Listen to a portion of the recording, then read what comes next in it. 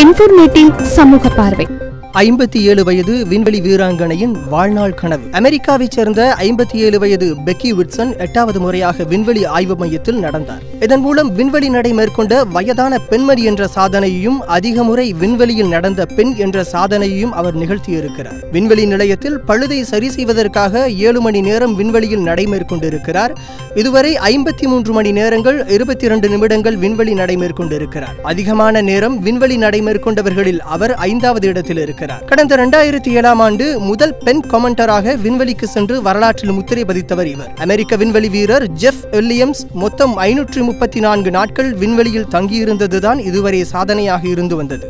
இந்த விண்வெளி பயணத்தின் மூலம் 500 நாட்களுக்கு மேல் தங்கியிருக்கும் பெக்கி விட்சன் ஜூன் மாதம் பூமிக்கு திரும்பும் பொழுது அதிக நாட்கள் விண்வெளியில் தங்கியிருந்த விண்வெளி வீராங்கனை என்ற சாதனையும் படைக்க இருக்கிறார். கடந்த பிப்ரவரி மாதம் தன்னுடைய 57வது பிறந்த நாளை விண்வெளியில் கொண்டாடிய அவர் நாசாவின் லட்சியங்களில் ஒன்றான செவ்வாய் கிரகத்துக்கு மனிதர்களை அனுப்பும் திட்டத்தை தன் வாழ்நாளுக்குள் பார்த்துவிட வேண்டும் என்றும் அவர் விரும்புகிறார்.